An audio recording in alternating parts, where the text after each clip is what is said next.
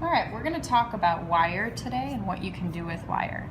Before starting with some of the techniques, it's important to know some of the details about wire, such as its gauge and also the metal that it's made of.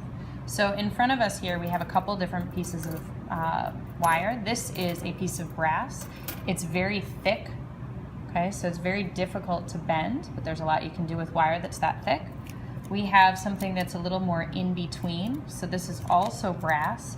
It's a little bit thinner, but still has a lot more structure. From there, we go even smaller. We have these thinner wires. These are actually a little bit of aluminum inside, and they are color coded. Some of them are copper too, but these are even thinner, much easier to bend. Then we have our thinnest wire, and these also are either aluminum or copper coated in a color. These are more like a string, so they're a little bit lighter and used for different things. So the way that I can tell what gauge a piece of metal is by using a gauge plate. This works for sheet metal and it also works for wire. So what I can do is I can take my piece of wire and I find which side that it fits in. A lot of people think that you want to put it through to figure out the size, but it's actually figuring out which one it fits in this direction. So right now it won't fit in this direction, so that means this is a piece of 9 gauge wire. You'll notice the numbers get higher as they get smaller. So the higher the number, the smaller the piece. I know it doesn't really make sense, but that's the way it is. Okay, so that will help you determine what size your wire is. I'm going to show you some things that you can do with these pieces of wire now. Okay, so a couple things you can do. You can take this is called a ring mandrel, and so this is a way that you can make rings on the fly. You can also use different wire bending jigs. So this is a clear piece of plastic. It comes with instructions and also different size and shape pegs. So if you look at this graphic, depending on the way that you put the pegs in, you can bend your wire around and get different shapes. Now, when doing this, it's important to practice for a bit first because it does take some work, and then also plan out what's going to happen at the ends of your wire. So in this case, they've just got this loose end sticking out. In this case, we don't see what happens off to the side. But when making a component, you have to think about that attachment to the next piece. So having some kind of loop that can then attach to the next piece is an important part of the design with that. All right, going back to this wire bending jig, some basic things that you can do. You can take things like wire. You can utilize the shape. So if I wanted to get a right angle, I can put my wire in and I can bend to the side. And this will always get me a really nice clean line and clean edge.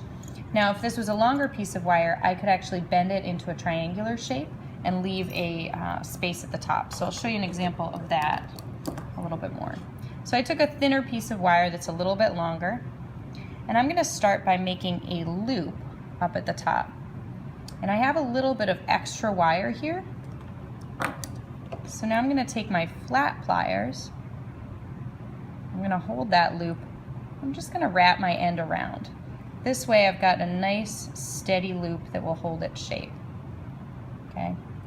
Now what I can do is I can take that jig, can hold it up top. And actually my wire's not quite long enough, but if it was, I could bend it around this triangle and then I could loop it around at the top and then I have a hanging triangle. So you can do a lot with this to shape your metal in different ways as well. Now for the ring mandrel, this is a great place where I can take my wire and I can do some different playing around to wrap it around to make a ring. Now right now, this might give me a basic ring, but it's not really sturdy enough to actually be used. So once I get that shape, I might do things like crossing the wire over itself. I can do things like attaching a bead onto it. I can also do things, because this wire is thin enough, where I sew around the piece. Okay, so this way I can create a little more of an interesting shape. Now, right now, as I'm doing this, you might tell that I'm distorting the shape of the ring. But since this wire is so flimsy and easy to bend, what I can do when I'm done with whatever I'm doing on the surface is I can put it right back on that ring mandrel again and either just using pressure, or I can use a mallet to hit it, I can get it to be the shape that I want again. So you can use the ring mandrel with any size wire, but this is a nice way to get starts to different forms, especially if you want to do braiding or other detail work on top of it. Now, with the extra that I might have at the end, I might make a spiral that I bend around on top, or I can do other decorative things with it as well. Just a beginning of an idea for you. All right, last one I'm going to show you goes back to what we started the other day with texturing and hammering. All right, so I'm grabbing a hammer and I've got my steel block. This works well for any of your thicker wires. Doesn't really work for our aluminum or our color-coded ones because you can't work harden that metal. If you hit it too many times, you can actually take the color coating off. So instead, this works much better when you have a thicker piece of wire. So by hitting it with my hammer, I can do a couple things. It work hardens it, but I can also distort the shape. So for instance, if I want to taper this from round to flat, I can use my hammer, just pressing more at this end and less at that end. So I'll show you a little bit of that. Actually, to speed it up, I'm going to go with our thinner wire just so you can see a little bit quicker.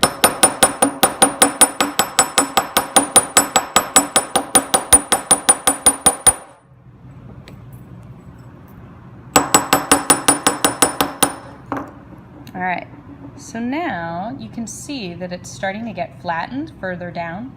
I could probably do more. I can also do things like adding texture to it with the other side of my hammer.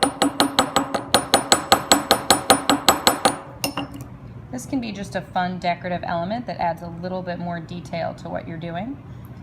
Typically, you would do that hammering after you're done bending it, because now if I go with my pliers and I try to bend that piece of metal, because it's work hardened, it's not really going to want to bend the same way, and you can break it. So this is kind of a skill that you can practice, and then you can start to think about what thickness of wire that you need and what tools you'd like to use for it. One last thing. We do have this awesome artistic wire bender. This is for thinner wires, and what you can do is basically make these coils. I've got a little example here, but you can do a lot with these in terms of jewelry.